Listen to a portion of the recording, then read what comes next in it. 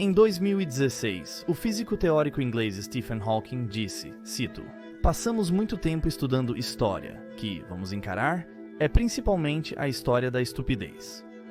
Na Idade Média, as pessoas acreditavam em coisas que hoje consideramos absurdas. Vamos explorar algumas dessas crenças absurdas. Dragões da Água. A ascensão dos mongóis durante os séculos XII e XII foi insana. Na morte de Genghis Khan, em 1237, seu império, 2 vezes maior que o dos romanos, se tornou o maior da história. Os mongóis empregavam táticas de guerra impiedosas e usavam um sistema de retransmissão de correio para rápida transferência de mensagens escritas. Sua inteligência e organização possibilitaram a conquista de muitos inimigos. Eles também possuíam outra crença. Como o dragão era visto como o rei da água, que era sagrada para eles, isso implicava que ele controlava os ciclos da água. Então, tomar banho ou lavar roupas em um rio ou riacho mostrava grande contaminava a água, enfurecendo o dragão. As práticas de higiene dos mongóis eram deficientes, pois a falta de banho e lavagem de roupas resultava em forte mau cheiro. Caro espectador, se tirar uma lição deste vídeo, que seja a importância de se lavar. O explorador franciscano flamengo William de Rubrecht notou que os mongóis temiam que os deuses enviassem uma tempestade para destruir suas casas se usassem água limpa para lavar roupas. Ele mencionou: "Eles têm um medo extremo de trovões e, quando ocorre, expulsam de suas casas todos os estranhos. Se cobrem com feltro preto e se escondem até passar." Rubrecht, apesar de chocado ao ver homens se aliviando em público, observou que tinham cuidado para não urinar perto de fontes de água. Genghis Khan decretou que poluir a água é o nível com morte. Mesmo um respingo acidental geraria uma multa alta e a limpeza ritual da casa do infrator. Os exércitos mongóis consumiam muita carne, como carneiro, cordeiro, lobo, cavalo e, em momentos críticos, até humanos. Qualquer gordura nas mãos após comer era limpa nas roupas, intensificando o cheiro. Essa repulsa à lavagem fazia com que a roupa fosse usada até se decompor no corpo. E eles se orgulhavam de seu mau cheiro. Certos historiadores pensam que é o primeiro elemento notado antes da chegada da horda mongol. Um guerreiro se sentiria orgulhoso ao receber a capa de um grande Khan, pois estaria carregando seu mau cheiro. O Útero Errante. Ultimaeus foi a única obra do filósofo grego Platão que estava disponível na Europa Ocidental durante a Idade Média. Platão, tal como Hipócrates, era respeitado pelos medievais. No entanto, tinha concepções peculiares sobre o corpo feminino, pensando que o útero temia não ser capaz de procriar. Ele acreditava que se o útero permanecesse, citando, "sem um filho por muito tempo, ficava irritado e adoecia." Então, acreditava-se que o útero vagava pelo corpo como uma espécie de animal faminto à procura de sêmen. Se errasse o caminho, poderia bloquear as vias respiratórias, causar dor de garganta, tosse ou perda da voz. Se ele se perdesse sob as costelas, então poderia causar falta de ar ou dor no peito ou indigestão. Pareceria que o útero errante poderia ser culpado por qualquer doença que afetasse uma mulher. A enfermidade, conhecida como sufocação do útero, era tratada com bálsamos, poções e pessários. Mas no século XI, a cura definitiva para o útero faminto por sêmen era o casamento, a relação sexual e a gravidez, embora uma massagem genital pudesse ser usada como substituto para mulheres solteiras e freiras. Médicos medievais evitavam sugerir esse tratamento, preferindo delegar a tarefa às parteiras caso fossem solicitados a realizá-lo. No século XII europeu, se tratamentos comuns falhassem, demônios e o diabo eram acusados por comportamentos histéricos femininos. Qualquer mulher jovem, solteira, idosa ou difícil, sofrendo de depressão, provavelmente seria tida como possuída ou amaldiçoada por bruxa.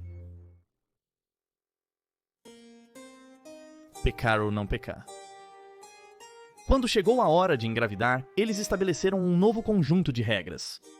A Igreja Católica pensava que o orgasmo feminino era necessário para a concepção. Seguindo os ensinamentos de Galeno, tanto a semente masculina quanto a feminina precisavam ser liberadas para que a concepção ocorresse. Segundo a Igreja, o sexo por prazer era um pecado mortal, sugerindo que a mulher não deveria gostar disso, porém precisava apreciar bastante. O Oceano do Céu. O advogado e clérigo inglês Gervase de Tilbury escreveu sua enciclopédia Recreação para um Imperador no início do século XIII para seu patrono, o Santo Imperador Romano Otto de Brunswick. Nela ele afirmou sua crença de que, cito, o mar era mais alto que a terra. Baseando a ideia no primeiro livro da Bíblia, que falava de um vasto corpo de água acima do céu, Gervase disse que o mar estava ou no ar ou sobre o ar. Ele usou a história de uma aldeia inglesa para provar sua teoria. Um dia, ao saírem da igreja, os aldeões notaram uma âncora presa a uma lápide. Estava presa a uma corda esticada até as nuvens acima. Ficaram surpresos ao ver a corda mover-se, como se alguém tentasse desenganchar da lápide.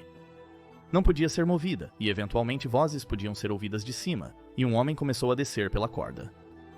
Quando um aldeão o agarrou, ele morreu, pois nas palavras de Gervase, estava, citação, sufocado pela umidade do nosso ar denso, como se afogasse no mar. Após um período, a corda foi cortada e o navio partiu, já que o som dos marinheiros cessou. Num outro relato, um comerciante perdeu sua faca no mar acidentalmente. Naquele momento, sua esposa se surpreendeu ao ver a faca cair por uma janela aberta na casa do comerciante em Bristol.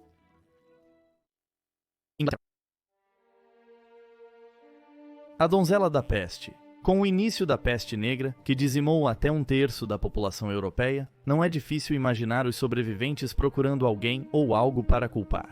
Isso fazia parte do horror da peste do século XIV. Como ninguém sabia a causa, não sabiam como prevenir a infecção. As melhores mentes da Universidade de Paris culpavam terremotos e o alinhamento dos planetas. Isso supostamente causava tempestades que espalhavam a peste liberada pelos terremotos ao redor da Terra. Claro, as pessoas comuns não entendiam tais noções acadêmicas. Para eles, a peste era um castigo divino e um presságio do fim dos dias.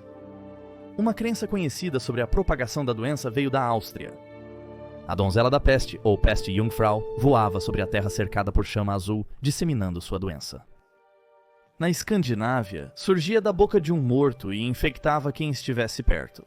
Na Lituânia, ela permitia a entrada da peste acenando com um lenço vermelho mortal pela porta ou janela de uma casa. Um valente aldeão esperou e cortou seu braço enquanto acenava. Ele faleceu, mas a aldeia foi salva, e o lenço vermelho é exibido na igreja como relíquia. Fisionomia. Todos nós já ouvimos a expressão "não julgue um livro pela capa". Essa filosofia medieval era totalmente oposta. Como teoria, a fisionomia remonta aos tempos romanos e se popularizou na Idade Média. É a ideia de que as características físicas de uma pessoa podem ser estudadas para determinar sua personalidade, suas emoções e caráter mental. Segundo essa crença, um homem com peito peludo seria rabugento, enquanto alguém com quadris peludos, lascivo. Alguém com nariz grosso e saliente é visto como insensível, tipo um porco, enquanto o nariz afiado pertence a quem provavelmente é irritadiço, como um cachorro. Os medievais valorizavam muito essa prática. Michael Scott, estudioso na corte do Sacro Imperador Romano Frederico II, incentivou o uso da fisionomia. Ele informou ao imperador que isso distinguiria o bem do mal. Ainda hoje, vilões são comumente representados como marcados e desfigurados. Basta observar psicopatas como Voldemort de Harry Potter com traços de cobra ou o Coringa dos quadrinhos do Batman com o rosto desfigurado para compreender a perspectiva medieval. Para eles, a aparência física poderia revelar a natureza da alma de alguém. Os medievais igualaram a fisiognomia à interpretação de sonhos, magia e alquimia, logo após medicina e astrologia. Acreditava-se também ser útil para médicos, pois usar características corporais como a coloração de um doente, seu movimento, ou a forma do nariz ou orelhas, poderia auxiliar no diagnóstico.